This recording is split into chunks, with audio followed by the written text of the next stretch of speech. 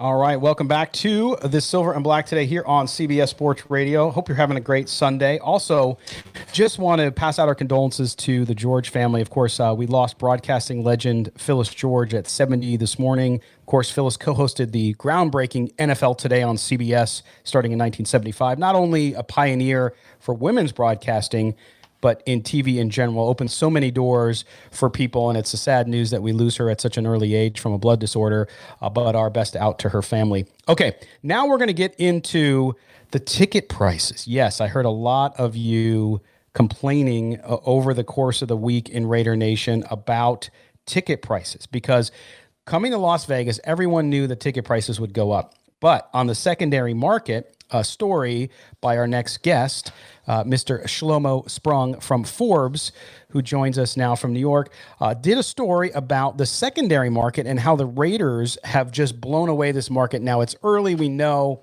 but there's no sense that this will go down a ton, and we'll tell you why. Shlomo, thank you for joining us here on the Silver and Black today.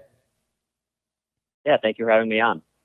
All right, so let's jump into this. First of all, I think that, fans first saw this, especially Raider fans who, again, according to your publication and others going back to last year, the Raiders in Oakland were, I think, 21st in ticket price in the league, so near the bottom, right? So it was always easy, and people will tell you, you could roll up to the Oakland Coliseum, you could get a get-in ticket very, very cheap over the last several years. Now, they move here, they expected the prices to go up, but the prices now are in the secondary market. A lot of people think this is what the Raiders are charging. That is not the case. Explain to us a little bit. Let's start with, first of all, the secondary market for tickets. I know you talked with Ticket IQ, who keeps this data, and it's quoted in your story, which is linked up on our website.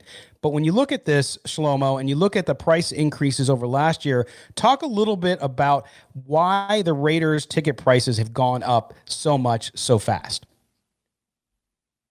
Well, I think it's a variety of reasons. You have the personal seat licenses for Allegiant Stadium, which sold out really, really quickly. So those are all a lot of season tickets that you can't have on the primary market that may not have happened in the Oakland Coliseum as much. So you have that increase as well, and the demand for something new and something fresh and something interesting in Las Vegas is always going to be there. And now that's kind of compounded by, the pandemic we're going through now. And so, you don't know when the next real big event is going to be in Las Vegas. And so that might be the Raiders. And so that's shooting up prices as well. And while Las Vegas is a destination city, as we all know, so, fans of Raider Nation from all over the country are going to flock to Las Vegas for that. The Oakland Coliseum, kind of widely regarded as one of the worst stadiums in all of American professional sports. Not really that destination place like Las Vegas is. Right. Absolutely. And to me, it's one of those things where, somebody's in trouble. Ambulance in New York City. I miss those sounds.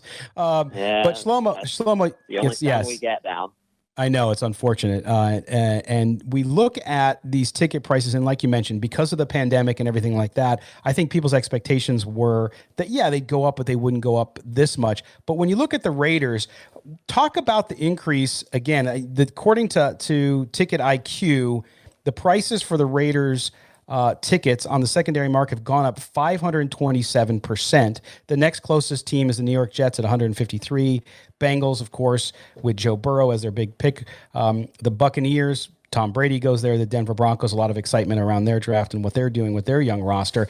But when you look at this, I had a lot of people say to me, Shlomo, that, they'll come down. The ticket prices will come down. But what I found really interesting in the data that you dug into in your story on Forbes was that the secondary ticket market for NFL games has actually shrunk. There's not as much inventory, so people counting on prices to plummet significantly might be out of luck.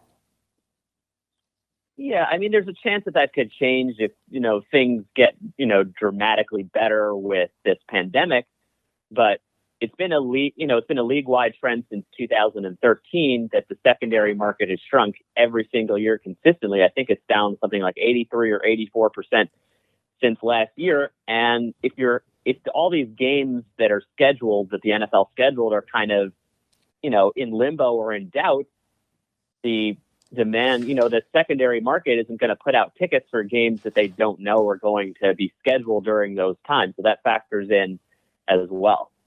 Yeah, no question. And I think, again, we're talking to Shlomo Sprung from Forbes, and we're talking about the Raiders ticket prices being the hottest ticket in the NFL, the highest price, the highest increases when you look at that. In fact, the Ticket IQ data has the 10 most expensive teams, the Raiders at 1,098, Broncos 774, the Cowboys at 646, just to name the top three. Evan, you had a question for Shlomo, correct? I do. Hi, Shlomo. My question is, hey, obviously there's a lot, this is a unique season with the pandemic that's going on. We don't know if fans will even be allowed in stadiums. And you've kind of touched on this a little bit, but obviously there's a lot of excitement around the Raiders moving to Las Vegas. Now, my philosophy has always been, when I'm thinking about going to a game, is to try to wait out those higher ticket prices. I'll wait, a week or two before the game, and hopefully those ticket prices will drop. Is there any data out there that maybe from past seasons that would suggest that people who are thinking about buying a ticket to a Las Vegas Raiders game, do you feel that their patience will be rewarded by a lower ticket price? Well, given that the Raiders are in a new city and a new stadium, and 4 of those games are going to be prime time on national TV, those like big games, against teams like the Saints and the Chiefs and the Buccaneers, where we're seeing, the 3 most expensive tickets of any game in the whole season, there are a lot of kind of new data points that it's hard to kind of, go out and predict what's going to happen on the secondary market, 2 weeks before the game. It's hard to say. We're kind of in uncharted territory. And for all these people who are, going on vacation or making Las Vegas a destination, especially if we don't see, UFC events or boxing events in Las Vegas, or we don't see, the Aviators, or we don't see a major sporting event in Las Vegas until the Raiders start playing, those all factor into the ticket prices maybe not dropping as much as a lot of fans in the area would prefer. Again, talking to Shlomo Sprung from Forbes magazine. And Shlomo, let me ask you this question. When you look at this ticket data, a lot of folks, chime in and they say, well, here you go. This is all the scalpers and all that kind of stuff. Do you have any sense from Ticket IQ that the tickets on the secondary market, who's the source of those sales? Do we have a good number on that? Well, I think Ticket IQ, their whole appeal is that they source all this data from, SeatGeek and StubHub and all these different places, and they try to aggregate all that data onto their site. That's kind of their niche and where they live. And so that's how they kind of compiled all this data together. Yeah. And to me, the other thing I was going to ask you was, again, there's so many unknowns here, right? Everybody would love football to come back as it was, meaning fans in the stands and all this stuff. We still don't know. The NFL just gave direction on team personnel, not necessarily players, going back to facilities if their states are opening up. But when you look at this situation, the ticket market overall for the NFL, and you mentioned it up at the top of the interview, Shlomo, is really going to be in flux, and a lot could change.